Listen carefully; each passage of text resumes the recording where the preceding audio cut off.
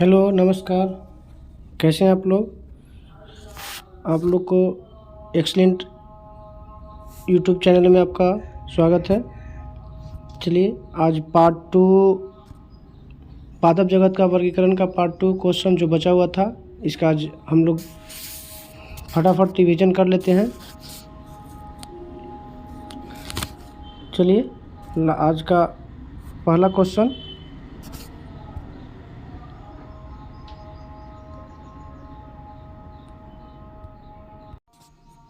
चलिए आते हैं। आज पहला क्वेश्चन हम आपके आ गया। चलिए, निम्नलिखित में से कौन खाने योग्य कवक है?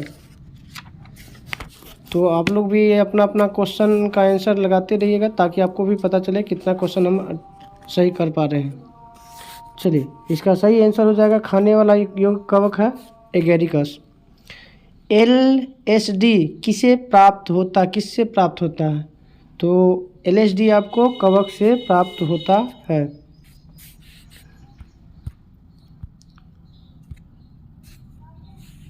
चलिए अगला क्वेश्चन है 79।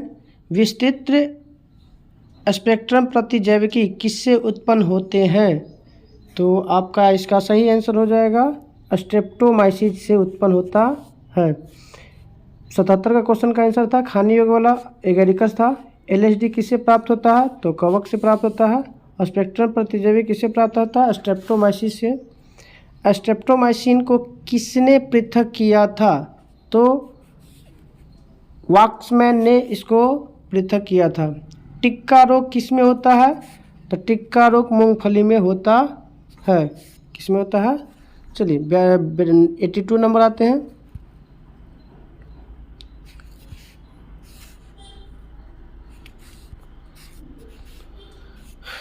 गन्ने में लाल सरंग रोग किसके कारण होता है? तो गन्ने में लाल सरंग रोग जो होता है वो आपको कवक के द्वारा होता है। सामान्य खाद्य छत्रक क्या होता है? सामान्य खाद्य छत्रक क्या होता है? तो कसकर ठसाठस भरे कवक जाल को हम लोग खाद्य छत्रक कहते हैं। मशरूम क्या है? मशरूम एक प्रकार का कवक है। प्रथम वियुक्त प्रतिजैविकी को कौन सा था? तो प्रथम प्रतिजैविक कौन था? जो पेनिसिलिन था, जिसे खोज किया था फ्लेमिंग ने। किसने किया था? फ्लेमिंग ने किया था। चलिए अगला क्वेश्चन आते हैं हम लोग 86 नंबर। एथलीट फुट बीमारी किसके कारण होता है? तो कवक के कारण होता है। निम्नलिखित में कौन सा कवक और पादपों के जड़ों के बीच उपयोगी कार्यात्मक संबंध को दर्शाता है? तो आपका एक माइकोराइजा पादप कवक और पादप के जड़ों के बीच कार्यात्मक संबंध को दर्शाता है, तो माइकोराइजा। 87 का डी नंबर। एफ्लाविस किससे बनता है? तो कवक से बनता है। किससे बनता है? कवक से। एस्परजिलस का उपयोग किसके बनाने में होता है? तो एस्परजिलस बनाने के लिए हम लोग पनीर का उपयोग करते हैं। चलिए 90 नंबर आते हैं क्वेश्चन। लाइकेन जो एक नग्न चट्टान पर भी पारिस्थितिकी अनुक्रम को प्रारंभ करने में दक्ष है, वास्तव में किसके सहजीवी सहचर होता है? तो लाइकेन किससे प्राप्त किया जाता है? तो शैवाल और कवक से। शैवाल और कवक से हमको प्राप्त होता है लाइकेन। निम्नलिखित में से क्या SO2 प्रदूषण का सर्वोत्तम सूचक है? तो लाइकेन। जहाँ पे लाइकेन उगा हुआ है वहाँ पे प्रदूषण SO2 कम है, जहाँ पे SO2 ज़्यादा रहेगा वहाँ पे लाइकेन कम होता है। लिटमस किससे निकाला जाता है? तो लिटमस लाइकेन से निकाला जाता है। 93 नंबर क्वेश्चन आते हैं। लाइकेन में कवक और शैवाल के मध्य सहजीवी संबंध क्या कहलाता है? लाइकेन और जो कवक के बीच में जो सहजीवी संबंध है उसे हम लोग क्या कहते हैं? तो हेलोटिज्म कहते हैं। क्या कहते हैं? हेलो। लाइकेन में कवक और शैवाल के मध्य सहजीवी संबंध को हेलोटिज्म कहते हैं। पेड़ों की छालों पर उगने वाले लाइकेन को क्या कहते हैं? कार्टिकोलस कहते हैं। चट्टानों पर लाइकेन के विकास को क्या कहते हैं? तो चट्टानों पे सेक्सिसकोलस कहते हैं। चट्टानों पर उगने वाले लाइकेन को सेक्सिसकोलस कहते हैं। जापान में लोग किस लाइकेन के सब्जी के रूप में खाते हैं? तो जापान में आपको इंडोकार्पन शैवाल का लाइकेन का उपयोग सब्जी के रूप में करते हैं। चलिए 97 नंबर बताते हैं क्वेश्चन।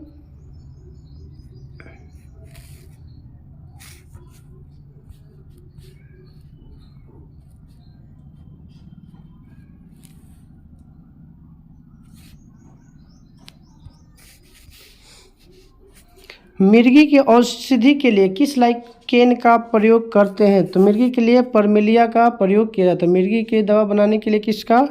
तो परमेलिया। किस वर्ग को वनस्पति जगत का उभयचर कहा जाता है?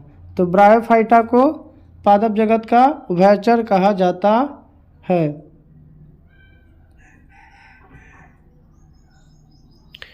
जड़ के स्थान पर मूलाभास पाया जाता है किस में? तो आपका होना चाहिए ब्रायोफाइटा में। ब्रायोफाइटा में सम्मिलित है। तो ब्रायोफाइटा का एग्जाम्पल आपका है लिवरवर्ट, मॉस, मर्केसिया, ये सब किसका? तो ब्रायोफाइटा का एग्जाम्पल है। चलिए आगे आते हैं। बीजों की प्रकृति किससे 101 नंबर।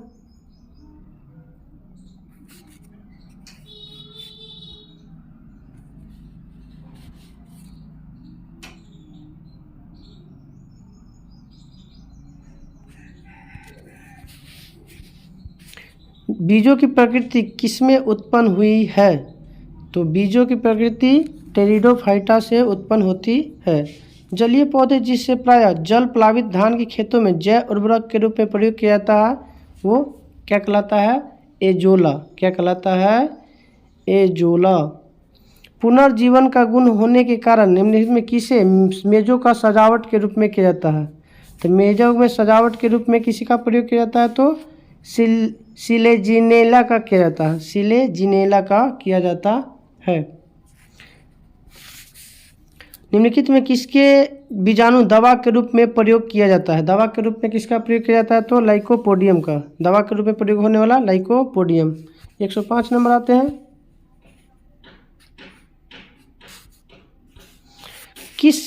किसे जैव उर्वरक के रूप में प्रयोग किया जाता है? तो जैव उर्वरक के रूप में एजोला का प्रयोग किया जाता है। सबसे अधिक क्रोमोसोम किसमें होता है? तो टेरिडोफाइटा में होता है। किस वर्ग के पौधे में बीज बनते हैं परंतु बीज नग्न रूप में पौधे में लगे रहते हैं? तो ये इसका आंसर हो जाएगा जिम्नोस्पर्म। क्या हो जाएगा? जिम्नोस्पर्म में लगे होते हैं।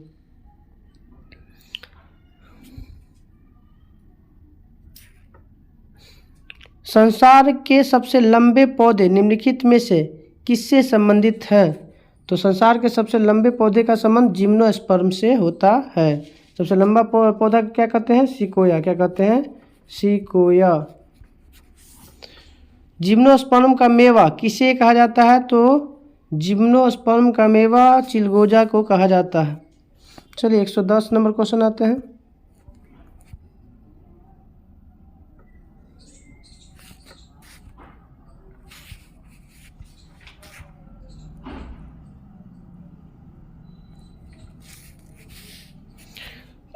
कोरेलॉइड जड़ें किसमें पाई जाती है?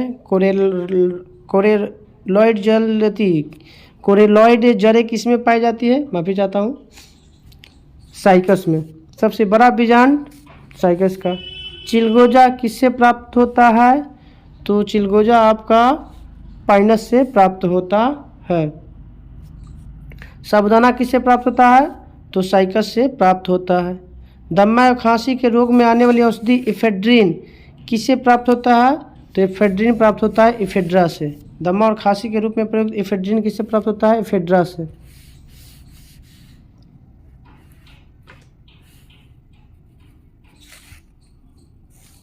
चलिए 15 नंबर क्वेश्चन आते हैं। 115 नंबर। विषाणु क्या होते हैं? विषाणु एक कोशिकीय होते हैं। विषाणु क्या होते हैं? एक कोशिकीय। विषाणु पर प्रतिजैविक के प्रभावों के बारे में कौन सा कथन सही है? तो वायरस अजीवित निर्जीव अस्तित्व वाले होते हैं क्योंकि इनमें प्रतिजीवाणुओं के साथ प्रारंभिक क्रिया कर सकते हैं। चलिए अब आते हैं 170 नंबर क्वेश्चन।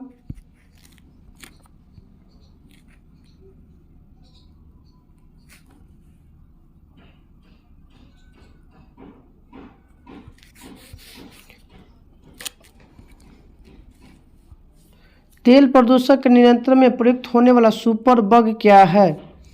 तो जल पिस्सू है। क्या है? माफी चाहता हूँ, जीवाणु विकृति है। तेल प्रदूषण के नियंत्रण में प्रयुक्त होने वाला सुपर बग क्या है? जीवाणु विकृति है। कौन प्रदूषक संकेत पौधा के रूप में किया जाता है? तो प्रदूषण संकेतक के रूप में लाइकेन का प्रयोग किया जाता है। किसे जैविक खाद के रूप में प्रयोग किया जाता है? तो एजोला का प्रयोग किया जाता है जैविक खाद के रूप में। निम्नलिखित में कौन सा जैविक नाइट्रोजन निर्धारण से संबंधित है? नाइट्रोजन निर्धारण से संबंधित शैवाल नाइट्रोजन कौन सा है जैविक? तो नीला हरा शैवाल। चलिए 121 नंबर आते हैं क्वेश्चन। पादप जगत में निम्नलिखित वेष्टियों में कौन सा मुख्यतः जलीय है? तो शैवाल। क्या है? शैवाल। चलिए निम्नलिखित में से पौधे के किस हिस्से में विभेदित कार्य नहीं होता है? तो थैलोफाइटा में बटा हुआ नहीं होता। निम्नलिखित में किसे जिम्नोस्पर्म के तहत वर्गीकृत किया गया है? तो इसे किसे कहा गया है वर्गीकृत किया गया है? तो पाइनस को। जिम्नोस्पर्म के तहत आता है पाइनस। लिटमस विलयन बैंगनी रंग का एक ऐसा रंजक होता है जिसे किस ग्रुप से प्राप्त किया जाता है? तो थैलेफाइटा ग्रुप से प्राप्त किया जाता है। पक्सिनिया एक परजीवी है जो प्राप्त होता है कवक से। पक्सिनिया एक परजीवी कवक है। क्या है? परजीवी कवक है। आज का इस चैप्टर का पादप जगत वर्गीकरण का अंतिम क्वेश्चन है, जो आपका 126 क्वेश्चन का था, जिससे पहले वाला पार्ट में आपका था। आज का लास्ट क्वेश्चन, निम्नलिखित में से कौन किंगडम फंगी से संबंधित नहीं है? तो किंगडम फंगी से संबंधित नहीं है यूग्लिना। इसी तरह से हम आपको चैप्टर वाइज चैप्टर करके बायोलॉजी और केमिस्ट्री और फिजिक्स का छोटे छोटे टॉपिक फटाफट रिवीजन हम लोग करते रहेंगे, जो हर एग्जाम के लिए आपको महत्वपूर्ण है। ये सभी के सभी किसी न किसी क्वेश्चन अभी आपको दिखेगा एग्जाम में, चाहे आप जो भी सेट लगाते हैं उसमें आपको ये सब क्वेश्चन देखने को मिलता है। अगर आपको वीडियो अच्छा लगता है तो लाइक और शेयर ज़रूर करें। जय हिंद, जय भारत।